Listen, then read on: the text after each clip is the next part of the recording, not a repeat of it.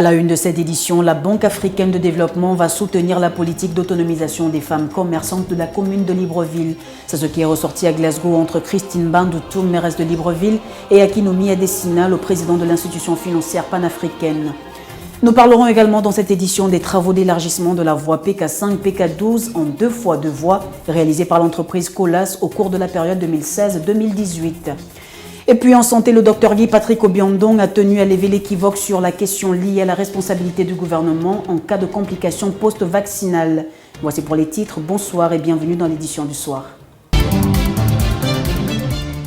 Lors d'un récent échange à Glasgow en Écosse à l'occasion de la COP26 entre Christine Bandoutoum, mairesse de Libreville, et Akinwumi Adesina, le président de l'institution financière panafricaine, il est ressorti de cet échange que la Banque africaine de développement allait soutenir la politique d'autonomisation des femmes commerçantes de la commune de Libreville. Plus d'informations dans cet élément.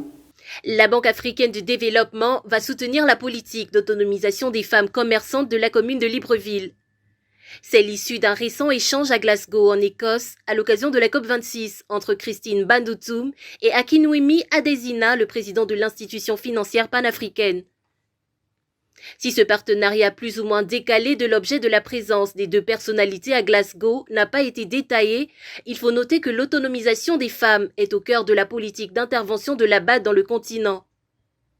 Pour la période 2021-2025, l'institution financière consacre une stratégie du genre qui ambitionne de transformer les secteurs clés du développement en terrain d'opportunités pour les femmes et les jeunes filles. De par le continent, les femmes investissent jusqu'à 90% de leurs revenus dans la mise en place d'un filet de protection sociale pour leurs familles avec des effets d'entraînement non négligeables. Cette réalité est aussi celle des femmes gabonaises, notamment commerçantes. À Libreville, cette catégorie sociale est au cœur de la dynamique des marchés. En effet, les femmes composent environ 3/4 des acteurs de marché de la capitale. Dans le domaine de l'e-commerce, leur emprise n'est plus à démontrer, puisqu'elles rivalisent de création et d'engagement avec les hommes.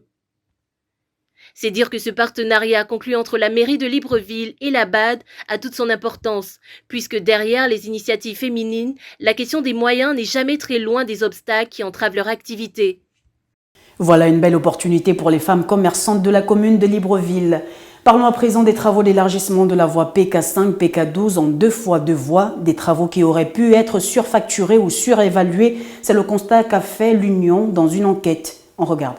Construite par l'entreprise de BTP Colas sur la période 2016-2018, le kilomètre de la route entre le PK5 et le PK12 a coûté la somme de 10 milliards de francs CFA. Ce projet aurait été le plus coûteux en termes de coût du kilomètre en comparaison à des projets similaires. C'est une enquête révélée par le pôle économique de l'Union qui a mis en évidence ce fait. C'est dire que plusieurs années après sa livraison, le coût de la réalisation de l'axe PK5-PK12 suscite toujours des interrogations.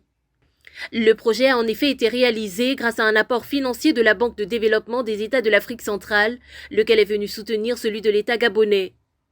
Curieusement, comme nombre des projets de développement dans les BTP, celui-ci n'a pas échappé aux malversations financières et autres détournements des fonds à des fins personnelles. Au regard des chiffres révélés, l'axe PK5-PK12 est l'une des routes les plus chères du pays. Le kilomètre évalué à 10 milliards de francs CFA est à 90% plus élevé que le milliard de francs CFA connu. Ces chiffres pointent du doigt la responsabilité des représentants de l'État ayant pris part à ce projet. Si le paiement de l'entreprise de BTP Colas a été évacué, ils sont désormais nombreux au Gabon à s'accorder sur le fait que les surfacturations constituent l'une des causes du poids de la dette intérieure. Ce n'est toutefois pas la première fois qu'un tel scandale est mis à jour, sauf que les responsabilités ne sont pas toujours définies. Le ministre de la Santé a tenu à rassurer l'engagement du gouvernement d'agir en conséquence si des complications graves survenaient après l'administration des doses de vaccins. On regarde ce reportage pour plus d'informations. Le ministre de la Santé, le docteur Guy Patrick Obiandong, a tenu à lever l'équivoque sur la question liée à la responsabilité du gouvernement en cas de complications post-vaccinales. C'était au cours d'un point de presse qu'il a conjointement animé en début de semaine avec le professeur Marielle Mbouyo à côté, la présidente du comité national de vaccination. Pour le ministre de la Santé, l'objectif du gouvernement est de protéger la population. Balayant d'un revers toutes les fake news autour des effets secondaires liés aux différents vaccins contre la Covid-19. Le docteur Guy Patrick Obiandong n'a pas nié la survenue de quelques effets indésirables mineurs, parmi lesquels les fièvres, fatigues et maux de tête qui, selon lui, sont généralement rien de bien grave. Il a tout de même tenu à rassurer l'engagement du gouvernement d'agir en conséquence si d'aventure de cas plus graves survenaient après l'administration des doses de vaccins. Pour que nous puissions bénéficier des vaccins, il y a des exigences qui sont faites par les fournisseurs de vaccins. La première exigence est que les gouvernements s'engagent à assurer la prise en charge des effets indésirables qui peuvent survenir après l'injection du vaccin. C'est un document que le ministre de la Santé signe pour engager la responsabilité du gouvernement, a-t-il déclaré. Plusieurs personnes sont jusqu'à ce jour encore réfractaires à la vaccination en raison des informations distillées dans l'opinion qui désengageaient la responsabilité du gouvernement en cas de complications post-vaccinales.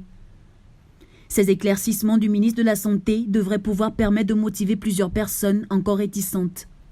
Voilà qui met fin à ce 1945. Merci de l'avoir suivi. Prochaine édition demain, 13h. D'ici là, restez câblés sur les programmes de Média 241. Bonne fin de soirée.